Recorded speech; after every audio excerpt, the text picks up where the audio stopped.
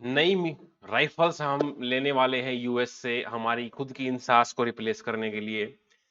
Climate की जो हमारी रिसर्च है उसको हम कैसे डिजास्टर मैनेजमेंट में यूज कर सकते हैं वो हमें देखना होगा।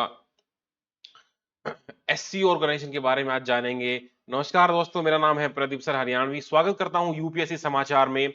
आज है 29 अगस्त। आज नेशनल स्पोर्ट्स डे है।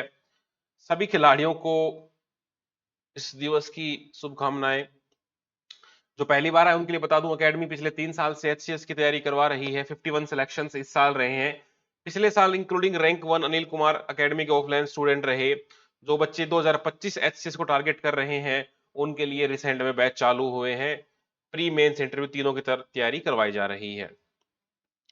न्यूज पर आते हैं कि हम इंडिया और रशिया के बीच में एक पैक्ट साइन हुआ था कि हम इमरजेंसी को कैसे हैंडल करेंगे उसको लेके। इंडिया ने एक ऑर्डर साइन किया है, 73,000 एसआईजी राइफल्स हम लेंगे यूएस से। 2025 एंड तक डिलीवरी दे देंगे। हमारी खुद की इंडिजिनियस थी इंसास, उसको रिप्लेस करने के लिए। क्लाइमेट रिसर्च को हम कैसे डिजास्टर मैनेजमेंट में टर्न करें, इसके ऊपर एक अच्छा आर्टिकल आया है। माइक्रोप्लास्टिक्स हमारे पर्सनल केयर में यूज हो रहा है, जो खास करके जो हमारे डेली रोजमर्रा में जो हमारा मेकअप का सामान है या और आईलाइनर है, इनमें भी यूज होता है। प्रधानमंत्री जनधन योजना को 10 साल हो गए हैं, जिसका टारगेट था फाइनेंशियल इंक्लूजन। और इंडिया की जो टीबी के खिलाफ जंग है उसके खिलाफ एक आर्टिकल आया है। काफी इंफॉर्मेटिव आर्टिकल है, पढ़ना पड़ेगा। और शंघाई के बारे में जानेंगे, एससीओ के बारे में। पहला आर्टिकल है हमारा कि इंडिया और रशिया ने मिलके एक जॉइंट कमीशन बनाया है इमरजेंसी मैनेजमेंट 2025-26 के लिए। ठीक है, हम बात करेंगे space monitoring, disaster response, training, इन सब की। तो इस तरह के एग्रीमेंट साइन होते रहते हैं। इतना पता हो कि भाई हाँ ये क्या करने वाले हैं। जब भी इंडिया रशिया कुछ लिखो तो कहीं मेंशन कर दो तो बढ़िया रहता है। India Russia emergency management cooperation, इतना ही आपको लिखना पड़ेगा। तो इसमें कुछ खास जानने को नहीं है। Space monitoring, disaster management, risk for emergency, ये सब तो होता ही है।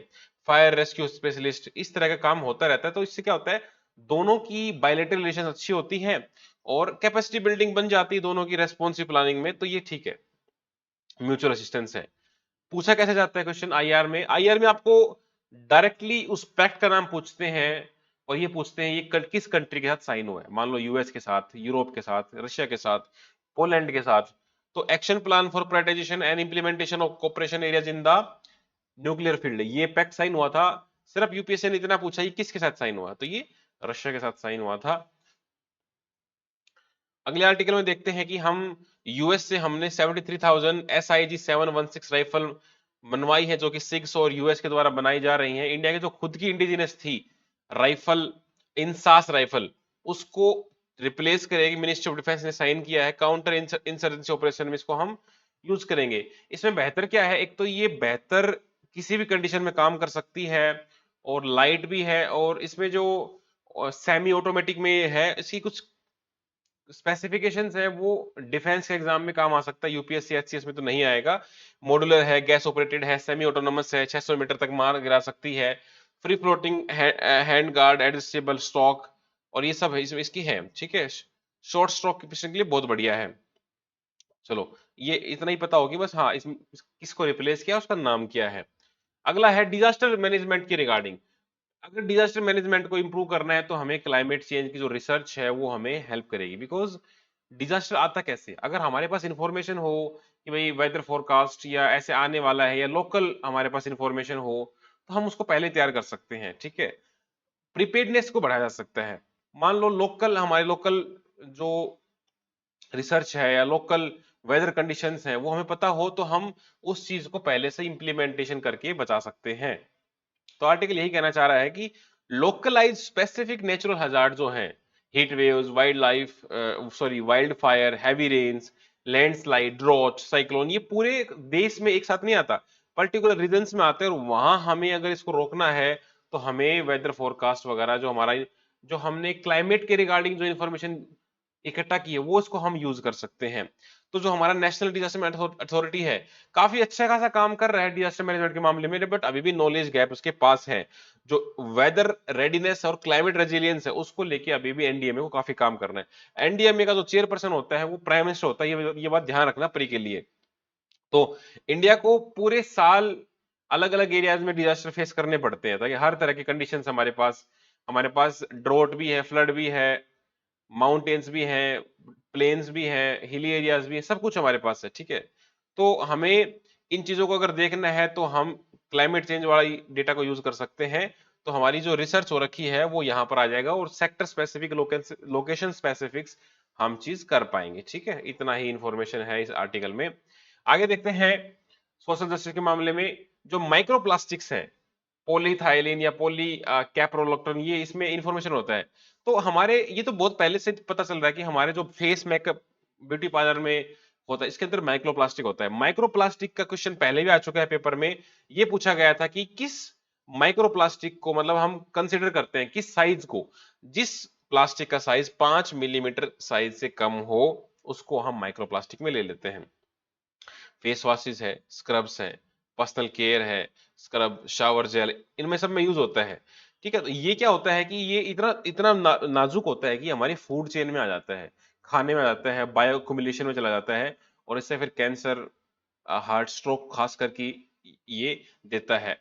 एनवायरमेंट को पोल्यूशन तो करेगा ही करेगा, पानी को करेगा, लैंड को करेगा, ठीक है। इसके अलावा वाइल्ड लाइफ को भी हार्म करेगा, मैराइन में जाएगा, पशुओं में जाएगा, ठीक है। गाय भैंस खाती रहती है पॉलिथीन वगैरह तो वो भी जाता ही है। हेल्थ रिस्क है हमारे डाइजेस्टिव सिस्टम में, हमारा हेल्थ को भी करेगा। बायो एक्युमुलेशन, मैंने बताया ना, बायो एक्युमुलेशन क्या होता है, फूड चेन में उसका प्रोसेस, उसका मैग्निफिकेशन बढ़ता जाता है। ग्रीन वॉशिंग कह सकते हो, ऑर्गेनिक इको फ्रेंडली के नाम पे ये बेच रहे हैं, ऊपर लिखा होता है इको फ्रेंडली लेकिन इसके अंदर माइक्रोप्लास्टिक होता है। तो इसके हमें ट्रांसपेरेंसी और एनवायरमेंटल रेस्पॉन्सिबिलिटी को इंश्योर करना पड़ेगा ताकि माइक्रोप्लास्टिक वगैरह को हम मुक्त कर पाए, ठीक है। प्रधानमंत्री जन धन योजना, इसको 10 साल हो चुके हैं।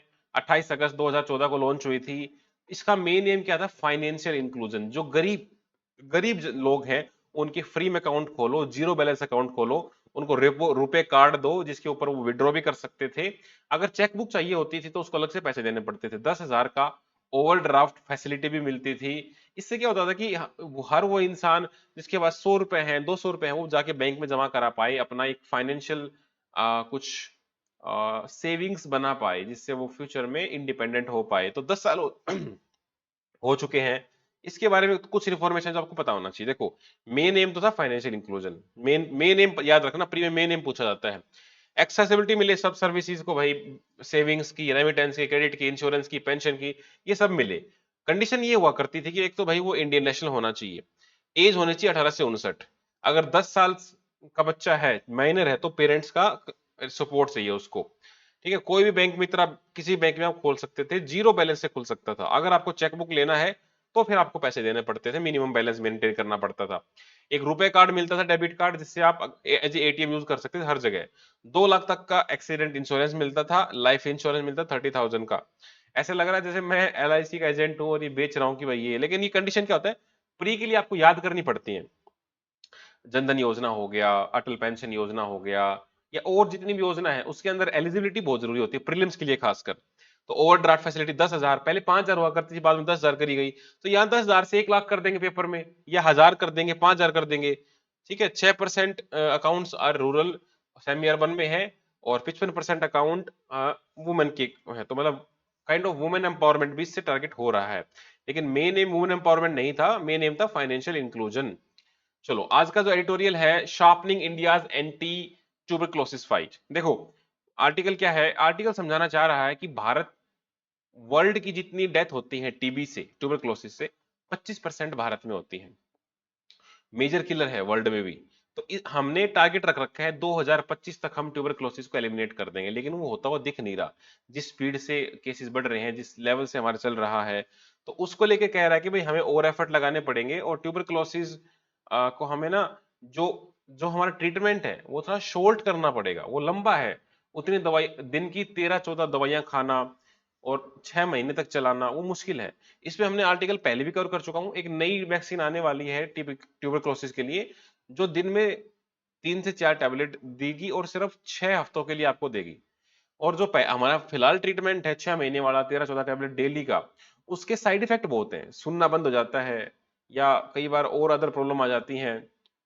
तो उसका इनोवेटिव अप्रोच हमें ढूंढना होगा। और इसमें एक आर्टिकल में ये भी कह रहा है कि बहुत सारे लोगों को पता ही नहीं होता उनको टीबी है।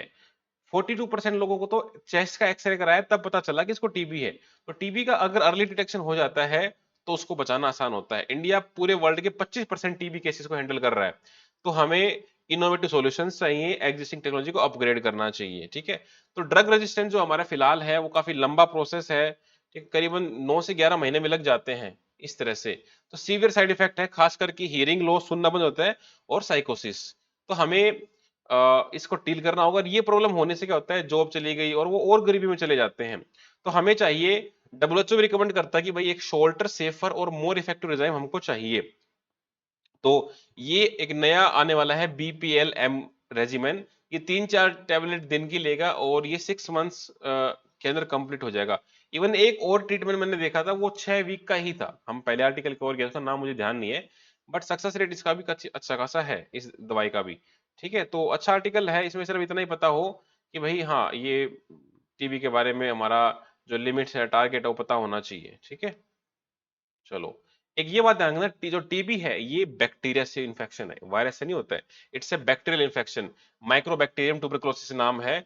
और प्रैक्टिकली ये किसी भी पार्ट को इफेक्ट कर सकता है। जनरली हम सोचते हैं टीबी है तो लंग्स में ही होगा, लेकिन ये पूरी बॉडी के किसी भी पार्ट को इम्पैक्ट कर सकता है। एयरबोर्न इन्फेक्शन है, हवा से ही फैल जाते हैं, जहां पोर वेंटिलेशन होता है वहां क्लोज कॉन्टेक्ट से ही फैल सकता है। ठीक है, तो इसका ट्रीटमेंट पॉसिबल है, 6 महीने का कोर्स, 4 एंटी माइक्रोवेल ड्रग वगैरह दी जाती हैं। चलो, इसमें एक बात ध्यान रखना, डब्ल्यूएचओ एक रिपोर्ट पब्लिश करता है, ग्लोबल ट्यूबरक्लोसिस रिपोर्ट। जो रिपोर्ट्स होती हैं यूपीएससी बहुत बार पूछता है, ये रिपोर्ट किसने जारी करी है। अक्सर यूपीएससी पूछता है वर्ल्ड इकोनॉमिक फोरम की, या डब्ल्यूएचओ की, डब्ल्यूटीओ की, आईएमएफ की, वर्ल्ड बैंक की, आरबीआई की। तो ये भी ध्यान रखना, डब्ल्यूएचओ इसकी ग्लोबल ट्यूबरक्लोसिस रिपोर्ट निकालता है। और डब्ल्यूएचओ का नारा है, find, treat all end TB, ये इसका नारा है।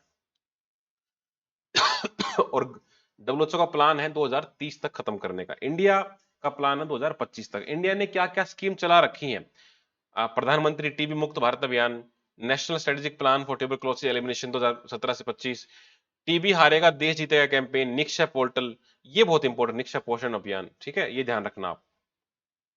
एससीओ, एससीओ एक ग्रुप है, इंटर कंट्री, इंटर गवर्नमेंटल। इसके अंदर पहले 5 मेंबर हुआ करते थे, इसको शंघाई 5 बोलते थे। फिलहाल तो इसमें 8 मेंबर है। 2001 में इसको एस्टेब्लिश किया गया था, और इसमें इंडिया और पाकिस्तान को रिसेंट में ऐड किया गया था 2021 में, 2017 में इंडिया और पाकिस्तान को ऐड किया गया था। इसका मेन काम क्या है कि भाई कोलैबोरेशंस हो, और हम साथ मिलके सारे इन चीजों को, सिक्योरिटी अलायंस बनाए, म्यूचुअल कोऑपरेशन हो। मैंने आपको बताया था कोई भी ग्रुप बनता है, mutual cooperation, health, energy, security, trade, cooperation, student, connectivity, space, ये सारे मुद्दे कॉमन ही होते हैं। ठीक है, mutual respect, culture diversity. Official language ध्यान रखना इसकी रशियन और चाइनीज ही है। ठीक है, इसमें इंडिया मेंबर है, इतना ध्यान रखना बस। चलो, आज के हमारे 5 क्वेश्चंस हैं। कि पहला तो है कि क्वाड के मेंबर कौन कौन है, who are the members of Quad. ठीक है, 4 मेंबर है, 4 आपको लिखने होंगे। By which year TB elimination का टारगेट हमने रखा है 2000 कितने तक हम इसको एलिमिनेशन कर देंगे। ठीक है, किसी भी प्लास्टिक को माइक्रो प्लास्टिक घोषित करने के लिए क्या क्लासिफिकेशन है, उसका साइज कितना पार्टिकल का।